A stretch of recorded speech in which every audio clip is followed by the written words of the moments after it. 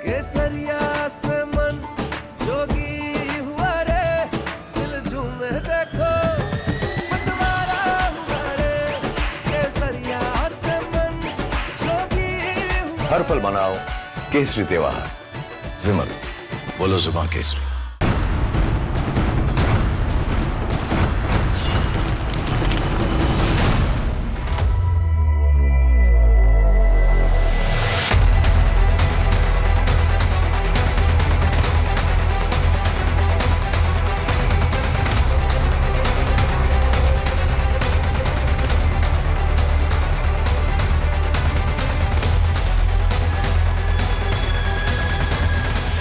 नमस्कार, स्वागत है आपका रिपब्लिक भारत पर। मैं हूं आपके साथ अनामिका सिंह काली और आप देख रहे हैं प्रहार।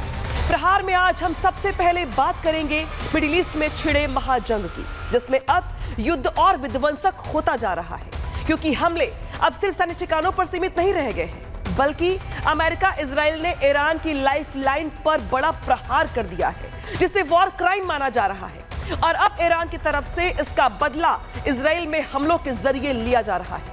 इसके बाद बात करेंगे चीन की। वैसे तो चीन इस युद्ध में प्रत्यक्ष रूप से शामिल नहीं है, लेकिन ऐसा माना जा रहा है कि चीन के पास अमेरिका की बर्बादी की चाबी है, क्योंकि चीन की नजर अमेरिका की हर मूवमेंट पर है। आखिर कैसे चीन अमेरिका के लिए खतरनाक हो गया है, बताएंगे आपको। इसके बाद बात होगी धुआं धुआं हुए तेहरान की, जहां अब लड़ाई जल युद्ध तक पहुंच चुकी है और अब दुश्मन देशों के निशाने पर वाटर सप्लाई चेन है, जिस पर हमला कर दुश्मन देशों पर प्रेशर बनाया जा रहा है। बताएंगे आपको हर अपडेट, लेकिन सबसे पहले बात ट्रंप के फाइनल ऑर्डर की।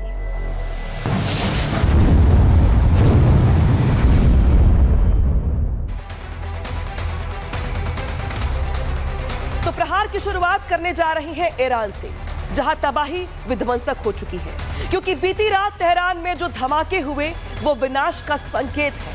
मध्य पूर्व में जंग की आग अब और ज्यादा तेज हो गई है। अमेरिका इजराइल ने ईरान की लाइफलाइन पर बड़ा प्रहार कर दिया है और अब हमलों के साथ ग्राउंड ऑपरेशन की तैयारी भी यहां पर तेज कर दी गई है। लेकिन जिस तरीके से मिडिल ईस्ट में जो जंग है, उस युद्ध ने कैसे अब तक का सबसे बड़ा विध्वंसक मोड़ ले लिया है, तस्वीरें दिखाते हैं आपको।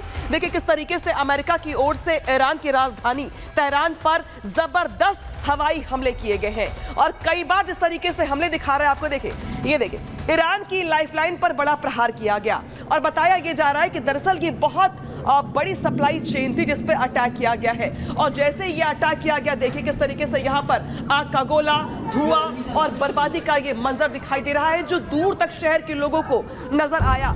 ईरान की लाइफलाइन पर ये बड़ा प्रहार।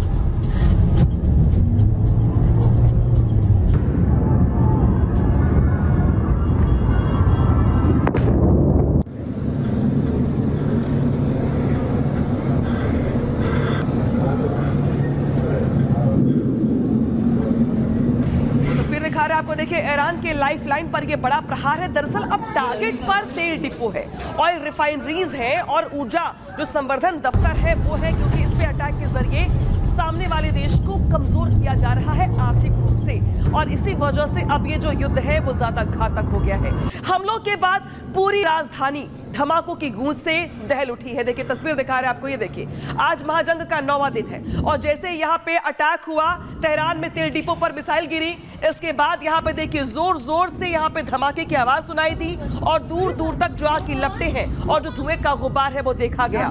ईरानी मीडिया का दावा है कि दक्षिणी तेहरान और उत्तर पश्चिमी इलाके में स्थित शहरान तेल डिपो पर मिसाइलें गिराई गई हैं। हमले इतने सटीक और भीषण थे कि धमाकों की आवाज पड़ोसी शहर करज तक सुनाई दी। ये विनाशकारी जो तस्वीर दिखा रहे हैं आपको, ये हर किसी को डरा रही है।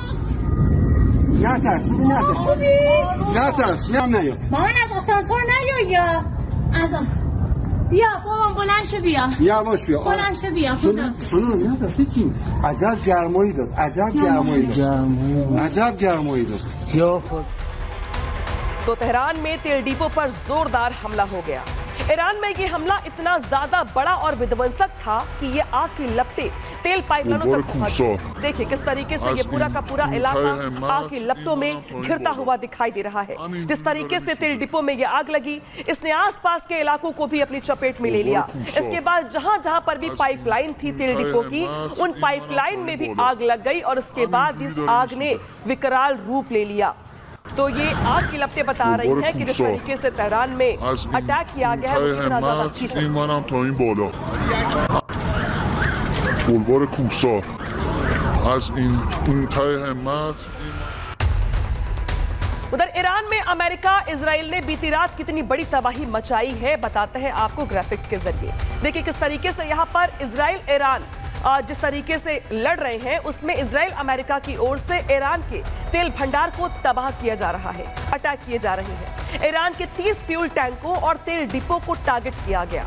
ईरान की 7 बड़ी रिफाइनरीज जो थी ऑयल की, उसे ध्वस्त कर दिया गया, बर्बाद कर दिया गया। दक्षिणी तेहरान में ऑयल डिपो को निशाना यहां पर बनाया गया और ट्रंप ने एक धमकी भी दे दी है कि ईरान लड़ने के लायक नहीं बचेगा। उधर इस्फहान में जो स्टेशन है पुलिस का, उस पर आईडीएफ का हमला सामने आया।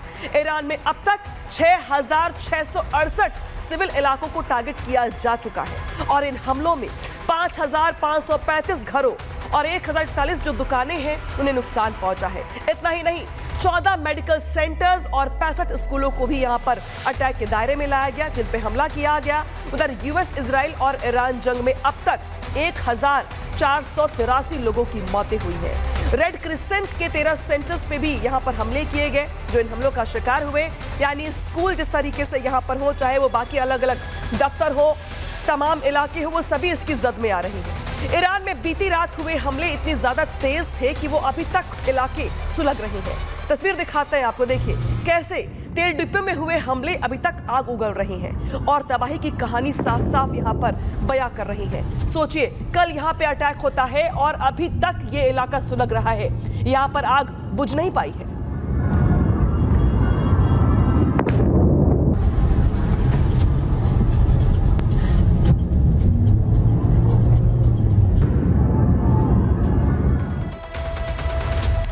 इजराइल के पीएम नेतन्याहू ने ईरान को चेतावनी देते हुए कहा है कि अगर हथियार नहीं डाले तो अगले चरण में उनके लिए कई सरप्राइज है, यानी कि कुछ बड़े अटैक प्लान करके रखे गए हैं। क्या कुछ कह रहे हैं वो सुनवाते हैं। सच का क्षण नजदीक आ रहा है। इजराइल ईरान को आजाद करने की कोशिश कर रहा है और अंततः यह ईरानी लोगों पर निर्भर करता है कि वो उठ खड़े हों। हम ईरान को विभाजित नहीं करना चाहते बल्कि उसे आजाद करना चाहते हैं। IRGC इजराइल की नजर में है और अगर वे हथियार डाल दें तो उन्हें नुकसान नहीं पहुंचाया जाएगा।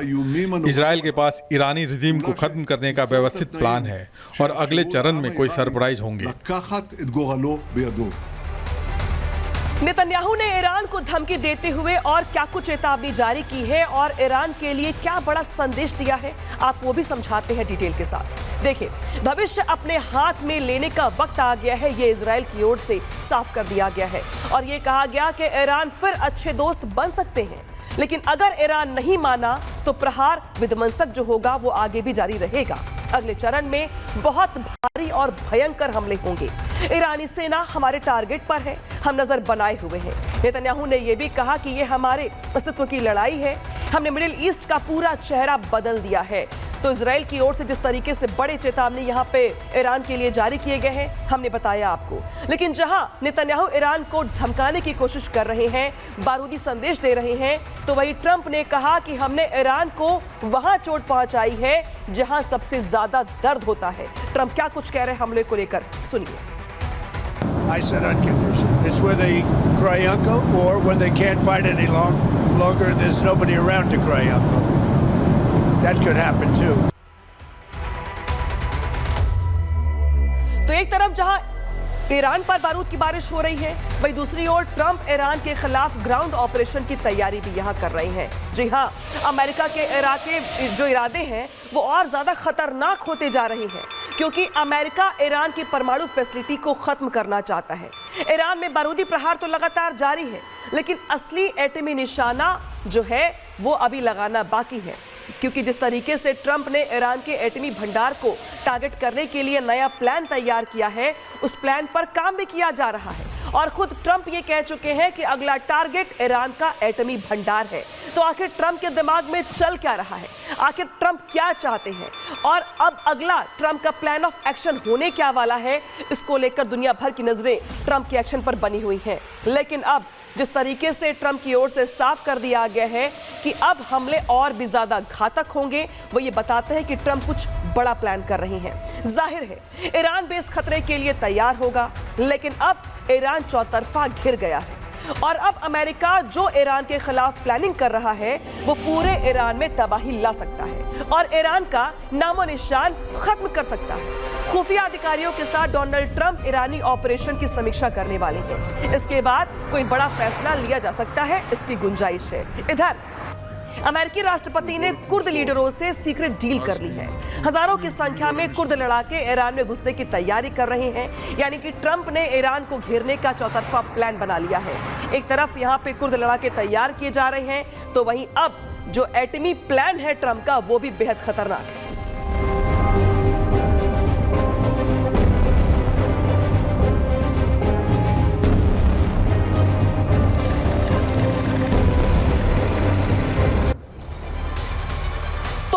ग्राउंड ऑपरेशन चलाने के लिए परमाणु ट्रंप क्या प्लान कर रहे हैं, ट्रंप परमाणु बम को लेकर के या उनकी पूरी फैसिलिटी को लेकर और उनकी डील क्या हुई है, चलिए आपको समझाते हैं डिटेल के साथ। देखिए जिस तरीके से यहां पर अगर बात करें ईरान अमेरिका के तनाव के बीच कई कुर्द लड़ाकों की भूमिका चर्चा में आ गई है और चर्चा क्यों आ गई है जरा ये भी जान लीजिए। दावा है कि हजारों कुर्द फाइटर ईरान की सीमा की ओर आगे बढ़ रही हैं। रिपोर्ट्स के मुताबिक कुर्दिस्तान के रास्ते अमेरिकी रणनीति यहां पर आगे बढ़ सकती है। हालांकि इसमें दो तर्क हैं कि क्या अमेरिकी फौज खुद ईरान में घुसेगी या फिर इराक में मौजूद कुर्द फाइटरों की मदद लेगी, और इस पे बात चल रही है, डील चल रही है। डोनाल्ड ट्रंप पहले ही तेहरान में सेना उतारने की चेतावनी दे चुके हैं, जिससे क्षेत्र में तनाव बढ़ रहा है। तुर्की ने इस योजना पर आपत्ति जताई है। बता दें आपको कि कुर्द लड़ाकों को बढ़ावा देने से तुर्की समेत कई देशों की मुश्किल बढ़ जाएगी और इसीलिए जो कुछ देश ऐसे हैं जो ट्रंप की इस प्लानिंग को लेकर के नाराजगी जाहिर कर रहे हैं और इसी वजह से इस रणनीति को लेकर भी बातचीत चल रही है। कुर्द अधिकारियों के हवाले से पश्चिमी मीडिया में खबर आई है कि उत्तरी इराक में हजारों की संख्या में युद्ध के लिए जो ट्रेंड कुर्द लड़ाके हैं वो अमेरिका के सपोर्ट से ईरान में क्रॉस बॉर्डर ऑपरेशन की तैयारी कर रही हैं। 3 अधिकारियों ने बताया है कि अमेरिकी राष्ट्रपति और इराक के 2 मुख्य कुर्द लीडरों ने हाल में गंभीर चर्चा की है, डिस्कशन किया है और अमेरिका का प्लान यह है कि हमले के बीच हथियारबंद कुर्दों के घुसने से ईरान बिखर जाएगा, यानी कि अब यहां पे ट्रंप की प्लानिंग बदल रही है।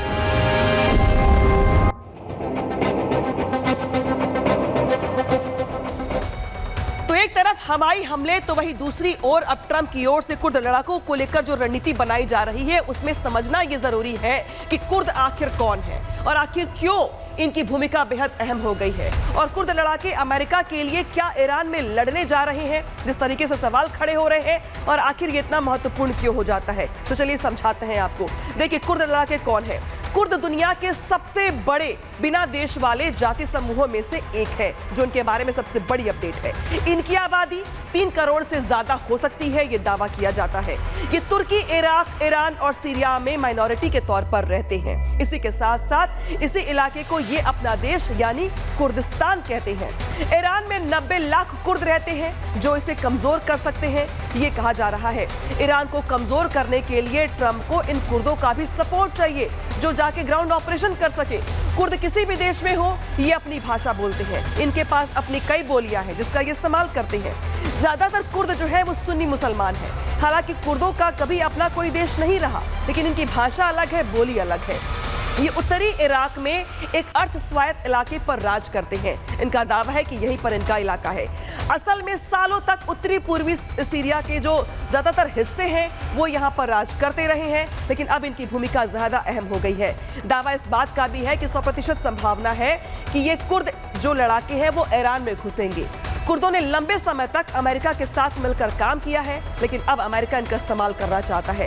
अमेरिका ने उनके साथ इराक में सद्दाम हुसैन सीरिया में बशर अल असद के खिलाफ लड़ाई लड़ी है, यानी कि पहले भी ये आपस में मिलकर के लड़ाई लड़ चुके हैं और अब ट्रंप इनको लेकर के ईरान में घुसाना चाहते हैं। जिस तरीके से ईरान में ग्राउंड ऑपरेशन को लेकर तैयारी की जा रही है, तो हमने समझाया आपको कि किस तरीके से जो कुर्द लड़ाके हैं वो बेहद अहम हो जाते हैं और ट्रंप क्यों इनकी मदद ले रहे हैं। तो मतलब ईरान के परमाणु भंडार पर अब अमेरिकी कब्जे का प्लान बनाया जा रहा है। एक तरफ ट्रंप कुर्द के साथ मिलकर सीक्रेट डील कर रहे हैं, तो वहीं दूसरी ओर पुतिन के साथ प्लान बी पर भी काम किया जा रहा है। अब यहां पर देखिए, प्लान ए प्लान बी की जब हम बात करते हैं तो ईरान के परमाणु भंडार पर ट्रंप की नजर है और अमेरिकी राष्ट्रपति यहां पर इसको लेकर के बड़ी प्लानिंग कर रही हैं। तस्वीर दिखा रहे, देखिए आपको, यही वो इलाका है जहां पर परमाणु भंडार होने का दावा किया जाता है। ईरान के परमाणु भंडार पर कब्जे का प्लान है ट्रंप का और इसीलिए ट्रंप के पास प्लान ए भी है, प्लान बी भी है। अब देखना यह होगा कि ट्रंप आगे कैसे बढ़ते हैं।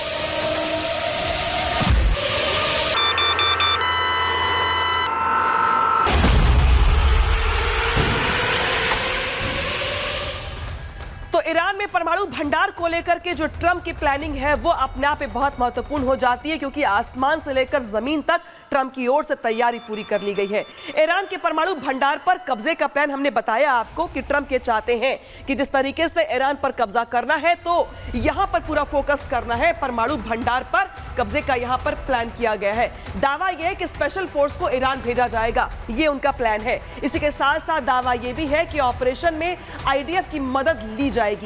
दावा यह भी है कि फोर्स परमाणु केंद्र की घेराबंदी करेगी। इसी के साथ परमाणु भंडार को निष्क्रिय कर दिया जाएगा, जो प्लानिंग के तहत अब तक जानकारी निकल करके सामने आ रही है। ईरान के पास 450 किलो इनरिच यूरेनियम है। अब तक 60% यूरेनियम संवर्धित किया जा चुका है। 90% संवर्धित यूरेनियम से परमाणु बम बनता है और इस लिहाज से ट्रंप का जो प्लान है वो देखना यह होगा कि जमीन पर, ग्राउंड पर कितना खरा उतरता है, क्योंकि ट्रंप ये दावा कर रहे हैं कि जिस तरीके से उनके पास ग्राउंड ऑपरेशन को लेकर भी लोग मौजूद हैं, तो वहीं जिस तरीके से आसमान से जो मिसाइलें गिर रही हैं वो गिर ही रही हैं। मिसाइल अटैक और बमबारी से भी ईरान कमजोर नहीं पड़ा है, ये जरूर देखने में आ रहा है। और ना तो उसने परमाणु कार्यक्रम रोके हैं और अब तो अमेरिका ईरान की कमर तोड़ने के लिए, उसने खत्म करने के लिए एक सीक्रेट प्लान भी बना लिया है। अब वो प्लान क्या है आपको समझाएंगे, लेकिन जरा सोचिए कि जहां पे अमेरिका के पास इतने बड़े प्लान है कब्जा करने को लेकर, तो ईरान की ओर से भी अपना बैक कवर तैयार कर लिया गया है। क्या है वो बैक कवर, समझाते हैं आपको इस खास रिपोर्ट के जरिए।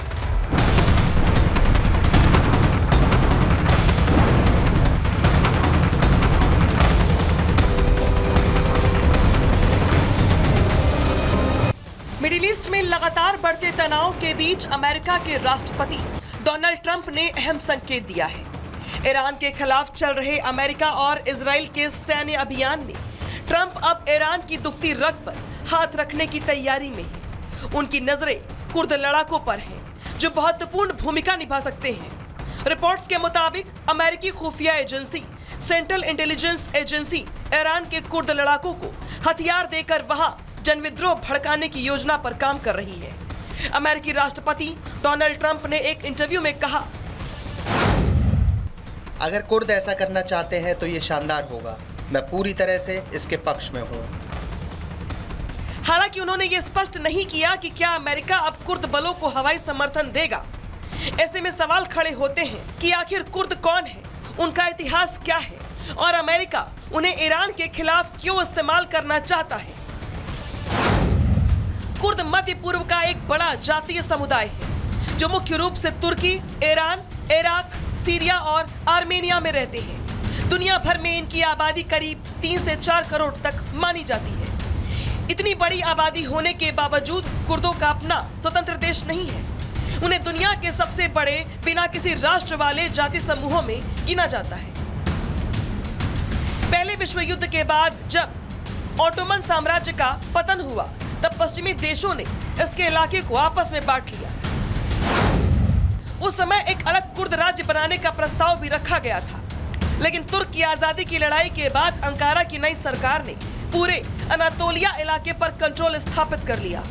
इसके बाद कुर्दों की आबादी 4 देशों में बंट गई। ईरान, इराक, तुर्की और सीरिया की सीमाओं में ये बिखर गए। बंटवारे के बाद से ही कुर्द समुदाय कई दशकों तक प्रदर्शन करता रहा, विद्रोह और दमन का सामना भी लगातार करता रहा। ईरान में कुर्द आबादी की कुल जनसंख्या करीब 8 से 17% तक मानी जाती है। पश्चिमी ईरान के कुर्द इलाके में लंबे समय से अधिकार, स्वतंत्रता की मांग करते रही हैं। 1946 में कुर्दों ने रिपब्लिक ऑफ महाबाद नाम से एक छोटा स्वतंत्र राज्य बनाया था, लेकिन ये राज्य 1 साल से भी कम समय में खत्म हो गया। शाह के नेतृत्व वाली ईरानी सेना ने इसे समाप्त कर दिया था। इसके बाद कई कुर्द संगठन ईरान सरकार के खिलाफ संघर्ष करते रहे। अक्सर वो इराक सीमा के पास ठिकाने बनाकर गतिविधियां चलाते हैं। कुर्द लड़ाकों में पेशमर्गा को सबसे मजबूत सैन्य बल माना जाता है। स्थानीय भाषा में पेशमर्गा का मतलब होता है मौत का सामना करने वाले। इराक में सक्रिय पेशमर्गा बल में करीब 2 लाख कुर्द योद्धा शामिल हैं। ये करीब 200 साल से कुर्द समुदाय की रक्षा के लिए सक्रिय है। ईरान की बात करें तो वर्तमान में कुर्दों के यहाँ 5 समूहों ने मिलकर सत्ताधारी शासन के खिलाफ गठबंधन बनाया हुआ है। और यही वजह है कि CIA ईरानी कुर्द समूहों को हथियार देकर इस्लामिक गणराज्य के खिलाफ विद्रोह भड़काने की रणनीति पर विचार कर रही है। इस योजना के पीछे कुछ मुख्य उद्देश्य हैं। इनमें ईरान की सेना को सीमा क्षेत्रों में उलझाना, सरकार के संसाधनों को अलग अलग मोर्चों पर बांटना, ईरान के अंदर अन्य जातीय समुदायों को भी सरकार के खिलाफ खड़ा होने के लिए प्रेरित करना शामिल है। एक्सपर्ट्स का ऐसा मानना है कि कुर्द लड़ाके ईरान के कुर्द बहुल इलाकों पर कब्जा कर सकते हैं, लेकिन देश के अंदर बहुत दूर तक बढ़ पाना उनके लिए मुश्किल ही साबित होगा। लेकिन इतना तो तय है कि अगर कुर्द समूह ईरान के खिलाफ सक्रिय होते हैं तो ये संघर्ष मिडिल ईस्ट की राजनीति को और जटिल बना सकता है। Bureau report, Republic Bharat. और यही वजह है कि अमेरिका कुर्दों को निशाना बनाकर ईरान को अंदर से तोड़ना चाहता है, ताकि जमीन पर उतरकर उसके परमाणु केंद्र को पूरी तरह से तबाह कर सके। इस सीक्रेट प्लानिंग के बीच अमेरिका इजराइल का ईरान पर जो हमला है वो लगातार जारी है। अब इस्फहान की ये तस्वीर देखिए, किस तरीके से यहाँ पर ताबड़तोड़ हमले किए जा रहे हैं। देखिए, इस्फहान पर ये हवाई हमले लगातार जारी हैं।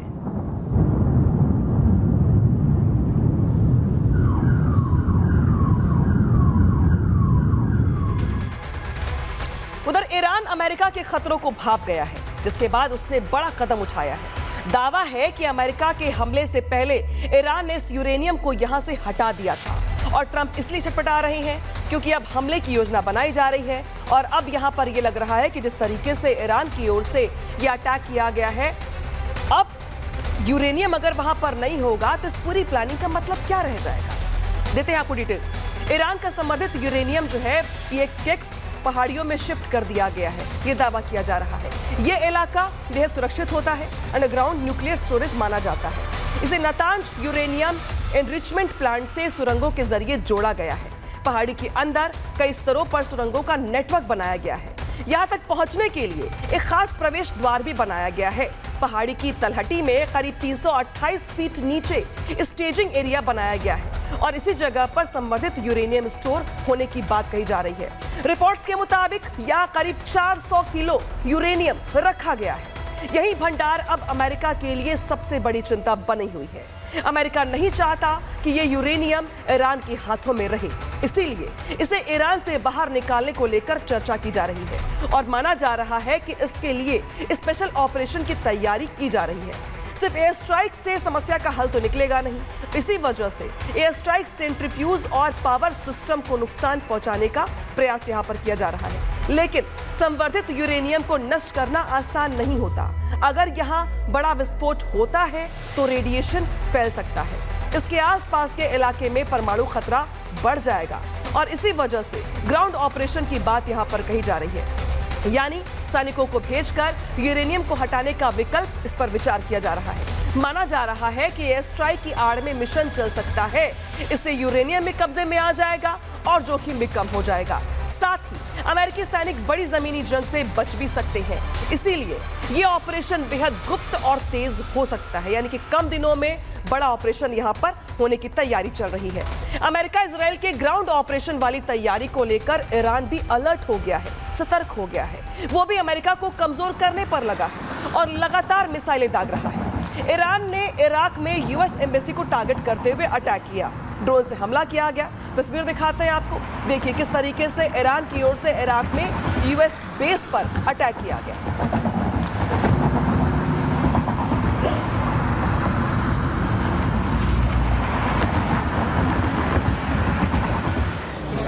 तो अमेरिकी दूतावास पे अटैक किया गया। उधर कुवैत में ईरान ने एक बहुमंजिला इलाके में ड्रोन से अटैक किया और इस हमले के बाद इमारत में भीषण आग लग गई, जिसके बाद कुवैत में चारों ओर सायरन की आवाज गूंजने लगी और पूरे इलाके में दहशत फैल गई।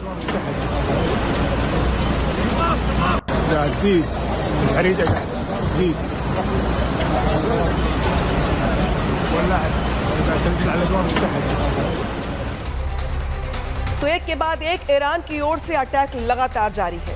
ईरान किस तरह इजराइल अमेरिका से इंतकाम ले रहा है ये तो साफ साफ दिखाई दे रहा है, लेकिन किस तरीके से अब तक ईरान की ओर से अटैक किया गया है और ईरान के अटैक में स्ट्रेटजी क्या नजर आ रही है, समझाते हैं आपको इस खास रिपोर्ट के जरिए।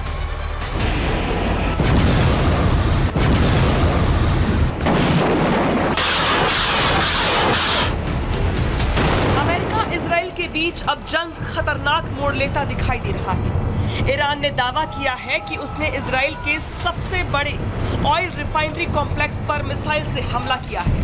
ये हमला हाइफा में स्थित बाजान ग्रुप की रिफाइनरी पर किया गया। इसे इजराइल की ऊर्जा व्यवस्था की रीढ़ माना जाता है। ईरान की इस कार्रवाई ने पूरे क्षेत्र में हलचल मचा दी है। खास बात यह भी है कि इस रिफाइनरी का संबंध भारत और इजराइल के आर्थिक हितों से भी जोड़ा जाता है। ऐसे में इस हमले के बाद सवाल खड़े होते हैं कि क्या हाइफा अब युद्ध का सबसे बड़ा निशाना बनने जा रहा है। आईआरजीसी ने कहा कि यह हमला खैबर शिकन सॉलिड फ्यूल बैलिस्टिक मिसाइलों से किया गया। ईरान का दावा है कि ये कार्रवाई हाल में ही ईरान के तेल डिपो और ऊर्जा ढांचे पर हुए अमेरिकी और इजरायली हमलों के जवाब में की गई है। सोशल मीडिया पर कई वीडियो भी सामने आई हैं। इसमें रिफाइनरी के आसपास धमाकों और आग के अदृश्य दिखाई देने का दावा किया जा रहा है। ईरान के राष्ट्रपति ने साफ कहा है कि अमेरिका और इजराइल के हमलों का जवाब मजबूती से दिया जाएगा। उन्होंने कहा कि ईरान किसी भी दबाव के आगे झुकेगा नहीं। इस बयान के बाद मध्य पूर्व में तनाव और बढ़ गया है। ईरान ने साफ संकेत दिया है कि अगर उसके ऊर्जा संसाधनों को निशाना बनाया गया तो वो इजराइल के महत्वपूर्ण औद्योगिक और आर्थिक केंद्रों पर जवाबी हमला करेगा। इजराइल को बड़ा झटका। हाइफा की बाजान रिफाइनरी इजराइल की सबसे बड़ी तेल रिफाइनरी है। ये देश की ईंधन जरूरत का बड़ा हिस्सा पूरा करती है। ऐसी रणनीतिक जगह पर हमला ऊर्जा आपूर्ति को प्रभावित कर सकता है। इससे उद्योग और सैन्य लॉजिस्टिक्स पर भी असर पड़ सकता है। इसीलिए इसे आर्थिक और रणनीतिक झटका माना जा रहा है। हाइफा बंदरगाह और आसपास के औद्योगिक क्षेत्रों का भारत से भी रणनीतिक संबंध माना जाता है। भारत पर भी हमले का असर। भारत की कई कंपनियां यहाँ ऊर्जा, पोर्ट और इंफ्रास्ट्रक्चर परियोजनाओं में मदद करती हैं। इसीलिए हाइफा क्षेत्र में तनाव बढ़ना भारत के लिए भी चिंता का विषय है। इसका असर भारत इजराइल व्यापार और सप्लाई चेन पर भी पड़ सकता है। साथ ही क्षेत्रीय समुद्री मार्ग भी प्रभावित हो सकते हैं। इसी तरह के हमले ईरान इजराइल के बीच तनाव को और बढ़ा सकते हैं, जो पहले से चल रहा है। ईरान पहले ही चेतावनी दे चुका है कि वो अमेरिका और इजरायली हमलों का जोरदार जवाब देगा। यदि जवाबी हमलों का सिलसिला जारी रहा तो संघर्ष बड़े क्षेत्रीय युद्ध का रूप ले सकते हैं। Bureau report, Republic Bharat. और इस बीच युद्धभूमि से बड़ी खबर आ गई है, जहां पर ईरान ने अपना नए सुप्रीम लीडर का नाम जल्द सामने आएगा। ईरानी असेंबली के सदस्य मिरभा घेरी का बयान सामने आया है और ये कहा गया है कि नए सुप्रीम लीडर के चयन पर सहमति बन गई है। मीर बाघेरी की ओर से ये बयान दिया गया है और कहा गया है कि जो नए सुप्रीम लीडर होंगे उनका नाम जल्द सबके सामने आएगा, लेकिन चयन को लेकर के आम सहमति बन गई है। इस बीच एक और बड़ी खबर आ रही है, जहां पे इजरायली एयरफोर्स की चेतावनी जारी है और ये कहा गया है कि हमारे निशाने पर नए सुप्रीम लीडर होंगे। आईडीएफ की ओर से, इजराइल डिफेंस फोर्स की ओर से चेतावनी जारी की गई है और ये कहा गया है कि जो भी नया सुप्रीम लीडर होगा वो हमारे निशाने पर होगा। आप याद करिए 9 दिन पहले जब अटैक किया गया था इजराइल और अमेरिका की ओर से, तो पहले 24 घंटे में ही अयतुल्लाह खामनेई को यहाँ पर मार दिया गया था और अब नए सुप्रीम लीडर के नाम सामने आ रहा है तो आईडीएफ की ओर से चेतावनी जारी कर दी गई है। तो जहां अमेरिका ईरान के खिलाफ बड़ी प्लानिंग में लगा है, वहीं चीन के हाथ ट्रंप की बर्बादी की चाबी लग गई है। ईरान के साथ चल रहे संघर्ष में अमेरिका को एक ऐसा नुकसान हो रहा है जिसकी भरपाई शायद दशकों तक ना हो पाए। ऐसा हम क्यों कह रहे हैं, इसके लिए आपको समझाते हैं डिटेल्स के साथ कि आखिर क्यों चीन की ओर से यह दावा किया जा रहा है। इस युद्ध ने चीन को वो मौका दे दिया है जो उसे यूक्रेन की जंग में भी नहीं मिल पाया था। चीन की निगाहें अब जमीन पर नहीं बल्कि अंतरिक्ष से अमेरिका के हर कदम को ट्रैक करने का है। अमेरिकी सेना की हर हरकत, उनके जहाजों की पोजीशन, उनके हथियारों की ताकत अब चीन के लिए कोई राज नहीं रही। चीन ने अपने लो अर्थ ऑर्बिट सैटेलाइट्स के जरिए अमेरिका की मिलिट्री डॉक्ट्रिन की एक पूरी, जो एक तरीके से देखा जाए तो एनसाइक्लोपी जो है वो तैयार कर ली है। और तस्वीर दिखाते हैं आपको, ये देखिए, ये डेटा भविष्य में होने वाले किसी भी बड़े ग्लोबल टकराव में चीन के लिए सबसे बड़ा जो हथियार है वो साबित होने वाला है, क्योंकि जिस तरीके से अंतरिक्ष के जरिए अमेरिका की एक एक मूवमेंट पर चीन की नजर है, वो भविष्य में चीन के लिए एक बड़ा हथियार होगा, तो वही अमेरिका के लिए बड़ा खतरा भी। सैटेलाइट से चीन ने अमेरिका की घेरेबंदी शुरू कर दी है। चीन का ये सैटेलाइट कैसे काम करता है, हम आपको समझाते हैं ग्राफिक्स के जरिए। चीन फिलहाल 3 सैटेलाइट नेटवर्क ऑपरेट कर रहा है, जिनमें 300 से ज्यादा जासूसी सैटेलाइट्स शामिल हैं। इनमें सबसे खतरनाक है जिलिन 1 नक्षत्र, जो 4K ultra HD video capture करने में सक्षम है। अमेरिकी बेस की जो तस्वीरें सामने आ रही हैं, उनमें साफ है कि चीन हर छोटी जानकारी लगातार जुटा रहा है और वो देख रहा है कि अमेरिकी जहाज किस तरफ तैनात होते हैं, अमेरिका के जहाजों में रिफ्यूलिंग का सटीक समय क्या है। ये जानकारी चीन को अपनी प्लानिंग में कई दशक आगे ले जाने वाली है, क्योंकि उसे पता है कि अमेरिका कहां पर कमजोर है, किस तरीके से वो अपने हथियारों को लेस करता है, किस तरीके से उन्हें लॉन्च करता है। मतलब चीन की नजरों से अब कुछ भी बच नहीं पा रहा है। इस संघर्ष के दौरान चीन ने इस क्षेत्र में कई अमेरिकी ठिकानों का डेटा सार्वजनिक कर दिया है। इसमें जमीन पे मौजूद विमानों के मॉडल और उनकी सटीक संख्या तक शामिल है। सबसे ज्यादा परेशान करने वाली बात यह है कि चीन ने अमेरिकी डिफेंस के व्यवहार को मैप कर लिया है। मिसाइल के रास्ते और उनके दोबारा प्रोग्राम होने के समय को भी रिकॉर्ड किया जा रहा है।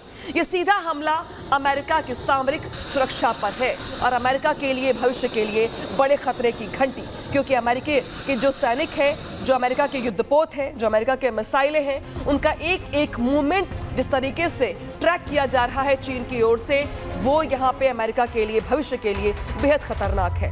जहां चीन अमेरिका की बर्बादी लिख रहा है, तो वहीं ईरान और अमेरिका के बीच बढ़ते तनाव को लेकर चीन ने कड़ा रुख अपना भी लिया है। चीन के विदेश मंत्री ने अंतर्राष्ट्रीय समुदाय से अपील की है कि वो सैन्य कार्रवाई के बजाय कूटनीति का रास्ता अपनाए। उन्होंने ये भी कहा है कि ईरान और मिडिल ईस्ट के मुद्दों को सही तरीके से संभाला जाना चाहिए। ईरान में रेजिम चेंज की साजिशें बर्दाश्त नहीं की जाएंगी। और क्या कुछ स्टेटमेंट सामने आया है चीन की ओर से, सुनवाते हैं आपको। 面对陷入战火的中东，我想说的是，这是一场本不应该发生的战争，也是一场对各方都没有好处的战争。中东的历史已经反复告诉世人，武力不是解决问题的办法，兵戎相见只会增添新的仇恨，酝酿新的危机。中方愿再次呼吁，立即停止军事行动，防止局势轮番升级，避免战火外溢蔓延。拳头硬不等于道理硬，世界不能退回丛林法则。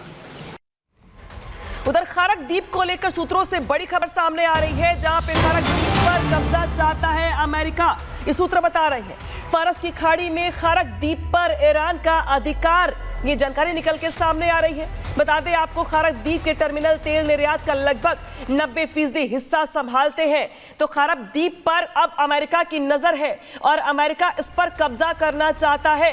फारस की खाड़ी में है खारक द्वीप और इसी द्वीप पर अमेरिका की नजर है, जिस पर कब्जा करने की तैयारी की जा रही है।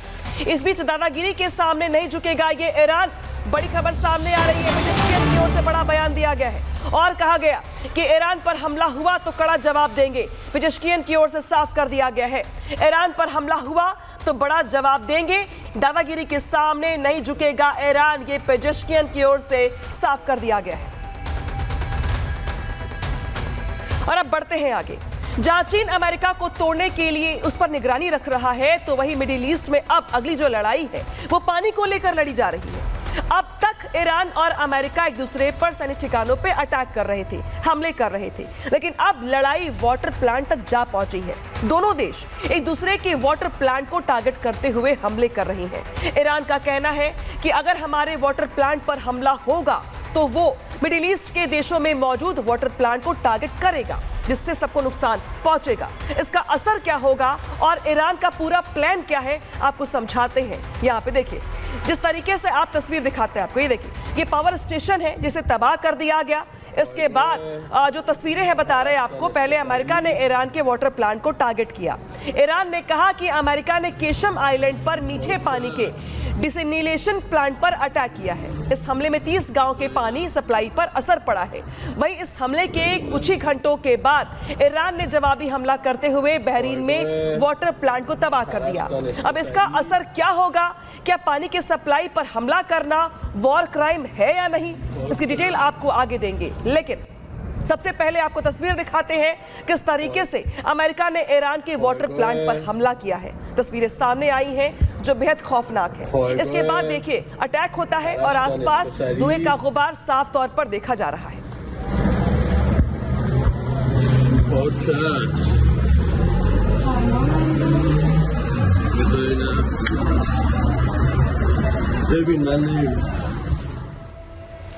उधर अमेरिका के इस हमले के बाद ईरानी विदेश मंत्री अब्बास अरागची सोशल मीडिया पर उन्होंने पोस्ट किया और लिखा कि अमेरिका ने केशम आइलैंड पर मीठे पानी के डिसैलिनेशन प्लांट पर अटैक करके एक बहुत बड़ा और हताशा दिखाने वाला जुर्म किया है। उन्हें इस हमले से 30 गांवों में सप्लाई पर असर पड़ा है। हम बताना चाहते हैं कि ईरान के इंफ्रास्ट्रक्चर पर अटैक करना खतरनाक कदम है, जिसके नतीजे गंभीर हो सकते हैं। याद रखा जाए कि ये मिसाल ईरान ने नहीं बल्कि अमेरिका ने कायम की है, यानी ईरान की ओर से चेतावनी जारी कर दी गई है। ईरानी विदेश मंत्री अब्बास अरागची ने और क्या कुछ कहा है, सुनाते हैं आपको। अगर यूएस हम पर हमला करता है तो हम इस इलाके में मौजूद अमेरिकी बेस को टारगेट करेंगे, क्योंकि हमारे पास खुद यूएस को टारगेट करने की काबिलियत नहीं है। इसका मतलब हम पड़ोसी देशों को टारगेट नहीं बल्कि अमेरिकी बेस को टारगेट कर रहे हैं। इस बीच बड़ी खबर आ रही है, जहां पे ईरान इस्फहान के पुराने हवाई अड्डे पर हमले की खबर है। F-14 लड़ाकू विमानों का बेड़ा तबाह कर दिया गया है। पुलिस मुख्यालय पर भी IDF का हमला सामने आया है। तो देखिए, F-14 लड़ाकू विमानों का बेड़ा अब अटैक के जरिए तबाह कर दिया गया है।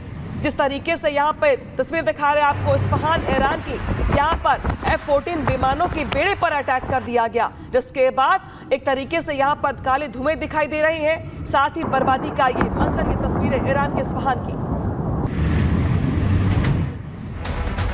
उधर ईरान के करज शहर में काले धुएं का गुबार देखने को मिला, जहाँ पे तेल रिफाइनरियों पर हमले के बाद धुआं पूरा का पूरा इलाका हो गया। अमेरिका इजराइल ने इस पर हमला किया था तेल रिफाइनरी पर, जिसके बाद अटैक के बाद देखिए किस तरीके से किसी ने अपने डैश कैम से शूट किया। ये पूरा का पूरा वीडियो देखिए, आपको दूर दूर तक सिर्फ आपको धुआं ही धुआं दिखाई देगा। ये अमेरिका और इजराइल की ओर से तेल की जो रिफाइनरीज हैं उन पर अटैक किया गया, उसके बाद की तस्वीरें। उधर ईरान पूरी तरह से आर पार की मूड में है। अब आपको समझाते हैं ग्राफिक्स के जरिए कि किस तरीके से ईरान ने अपनी ओर से तैयारी कर ली है। दरअसल अमेरिका ने ईरान के केशम द्वीप पर अटैक किया। अमेरिका ने एक विशाल वाटर डिसैलिनेशन प्लांट पर अटैक किया। वाटर प्लांट के खारे पानी को मीठा करके यहाँ बनाया जाता था, जो सप्लाई भी होता था अलग अलग इलाकों में, गाँव में। इस हमले का असर ईरान पर पड़ा और ईरान के 30 गाँव की वाटर सप्लाई ठप हो गई। कहा यह जा रहा है कि अमेरिका ईरान को दूसरे मोर्चे पर उलझाना चाहता है, जिससे ईरान पर ज्यादा से ज्यादा प्रेशर बनाया जा सके। इस हमले को ईरान ने कायराना बताया है। ईरानी विदेश मंत्री ने अमेरिका को चेतावनी दी है। विदेश मंत्री ने कहा कि वाटर प्लांट पर हमला करना खतरनाक है, इसके परिणाम खतरनाक होंगे, गंभीर होंगे और जो अमेरिका को भुगतने होंगे। याद रखा जाएगा कि यह मिसाल ईरान ने नहीं बल्कि अमेरिका ने इसकी शुरुआत की है और अमेरिका ने वाटर प्लांट पे अटैक करने की शुरुआत की। उधर ईरानी विदेश मंत्री अब्बास अरागची ने चेतावनी दी, उसके कुछ घंटों के बाद ही इसका असर ग्राउंड पर भी देखने को मिलने लगा। ईरान ने बहरीन के वाटर प्लांट को टारगेट किया, अटैक किया। ईरान के इस्लामिक रेवोल्यूशनरी गार्ड्स यानी IRGC ने वाटर प्लांट को टारगेट करते हुए ड्रोन और मिसाइल से इस पर हमला बोल दिया और इसे नुकसान पहुंचाया गया, जिससे वहां भारी नुकसान पहुंचा है। देखिए तस्वीर दिखा रहे हैं आपको उसी वाटर प्लांट।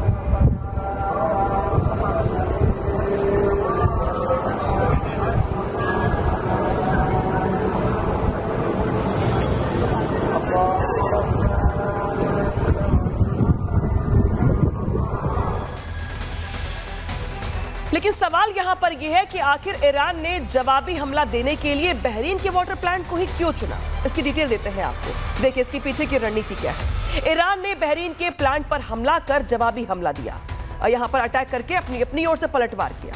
ईरान ने साथ में मैसेज भी दिया कि हम भी बुनियादी ढांचे को नुकसान पहुंचा सकते हैं। बहरीन ईरान के लिए सबसे महत्वपूर्ण टारगेट है। बहरीन में अमेरिका की नेवल सपोर्ट एक्टिविटी मौजूद है, जहां अमेरिकी नौसेना का 5वां बेड़ा तैनात है। ईरान का कहना है कि इसी बेस का इस्तेमाल ईरान के वाटर प्लांट पर हमले के लिए किया गया। बहरीन जल आपूर्ति के लिए पूरी तरह से इसी डिसलिनेशन प्लांट पर निर्भर है। ऐसे में यहां पे हमला करके ईरान ने बड़ा मैसेज दिया है कि अगर आप ईरान के वाटर प्लांट को टारगेट करेंगे तो ईरान की ओर से भी अलग अलग जो महत्वपूर्ण वाटर प्लांट है उस पर अटैक किया जाएगा। ईरान ने न सिर्फ बहरीन के वाटर प्लांट पर हमला किया बल्कि वहां मौजूद अमेरिकी बेस पर भी अटैक किया गया। तस्वीर दिखा रहे हैं आपको, देखिए बताया जा रहा है कि ईरान ने ड्रोन अटैक कर बहरीन में मौजूद अमेरिकी बेस पर अटैक किया है।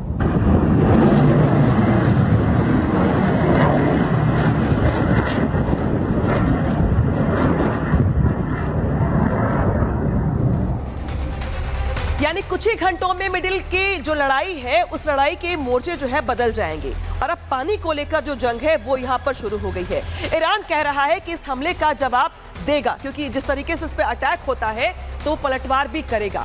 दरअसल मिडिल ईस्ट में पानी की किल्लत को दूर करने के लिए बहुत सारे वाटर प्लांट बनाए गए हैं जो यहाँ पे खारे पानी को मीठे पानी में बदलते हैं। इसके बाद उन्हें अलग अलग जगहों पर सप्लाई की जाती है। लेकिन किस तरीके से ये पूरी चेन काम करती है समझाते हैं आपको ग्राफिक के जरिए। देखिए जिस तरीके से ईरान के निशाने पर मिडिल ईस्ट के वाटर प्लांट हैं वो यहाँ पे काफी महत्वपूर्ण है, क्योंकि इसी प्लांट के जरिए यहाँ पर मिडिल ईस्ट में कुवैत जो प्लांट है यहाँ से 90% पानी निकलता है और ये भी ईरान के टारगेट पर है, जबकि ओमान प्लांट से 86% पानी की सप्लाई होती है। तस्वीर देखिए दिखा रहे हैं आपको, ये यहाँ पर बने हुए प्लांट से। सऊदी अरब प्लांट से 70% पानी की सप्लाई होती है। इसी के साथ साथ बहरीन में मौजूद प्लांट से 90% पानी की सप्लाई होती है और ईरान ने इसी पर अटैक किया है। यूएई प्लांट से 50% शुद्ध पानी की सप्लाई होती है। यानी ये सारे ही प्लांट ईरान के टारगेट पर है और ईरान की ओर से साफ कर दिया गया है कि अगर ईरान के वाटर प्लांट पर टारगेट किया गया तो कुवैत, सऊदी अरब, बहरीन, ओमान और यूएई में बने हुए जो प्लांट्स हैं उन पर अटैक करेगा। और अगर ऐसा हुआ तो क्या होगा? मिडिल ईस्ट में पानी के लिए कितना हाहाकार मचेगा जरा आप खुद सोचिए। इस वक्त मिडिल ईस्ट में आग और पानी दोनों जगहों पर तबाही मची हुई है। ईरान चुन चुनकर अपने दुश्मनों के ठिकानों को टारगेट कर रहा है। वो पावर स्टेशन और ऑयल डिपो को टारगेट करते हुए अटैक कर रहा है। इसी के साथ मिडिल ईस्ट के वाटर प्लांट को भी यहाँ पर निशाना बनाया जा रहा है। तो यहाँ पर जो लड़ाई आसमान से शुरू हुई थी, मिसाइलों से शुरू हुई थी, वो पहुंच चुकी है वाटर प्लांट तक। एक तरीके से यहाँ पर अटैक के जरिए दूसरे देशों को भी इसमें शामिल किया जा रहा है और ईरान की ओर से पलटवार के तौर पे संदेश ये भी कि अगर आपने ईरान के वाटर प्लांट पर अटैक किया तो हम भी यहाँ पर चुप नहीं रहेंगे, अलग अलग देशों में बने वाटर प्लांट को टारगेट करके अटैक करेंगे। ईरान पर अमेरिका के हमले के साथ शुरू हुई जंग पहले से ही पूरी मिडिल ईस्ट को अपनी चपेट में ले चुकी है, ये सभी जानते हैं। अब तक इस जंग में तेल रिफाइनरी और जो आर्थिक ढांचे थे उन्हें टारगेट बनाया जा रहा था। लेकिन ईरान जल युद्ध से अपना इंतकाम कैसे लेगा, जो चेतावनी उसकी ओर से जारी की भी जा रही है, समझाते हैं आपको इस रिपोर्ट के जरिए।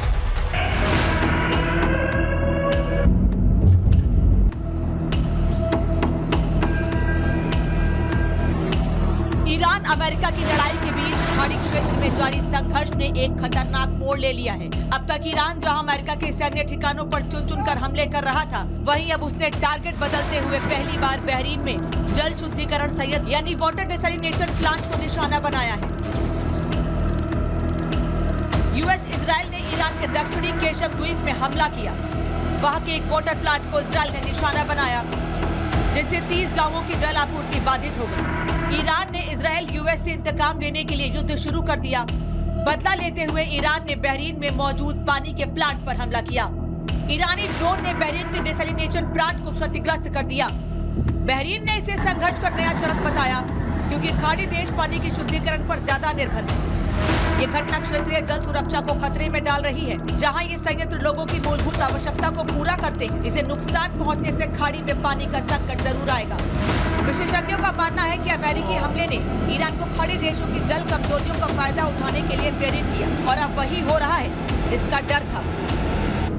दुनिया के सबसे सूखे क्षेत्र सऊदी अरब, UAE, Kuwait, Qatar, Bahrain, Oman, ये दुनिया के सबसे सूखे क्षेत्रों में हैं, जहां प्राकृतिक जल स्रोत सीमित हैं। ऐसे में ये देश इन प्लांट्स पर काफी निर्भर हैं, जो समुद्री जल को पीने योग्य बनाते हैं।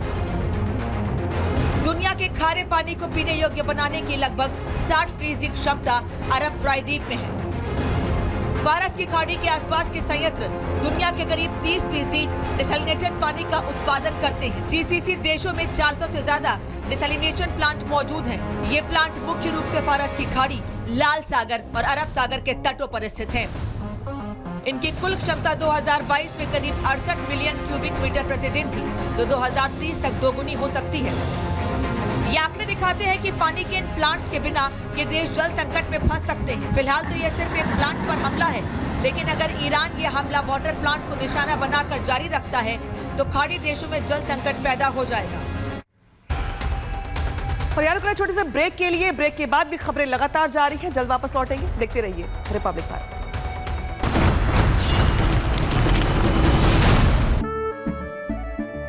केसरिया से मन जोगी हुआ रे, दिल झूमे देखो मतवारा हुआ रे। केसरिया से मन जोगी हुआ। हर पल मनाओ केसरी त्योहार। विमल, बोलो जुबान केसरी।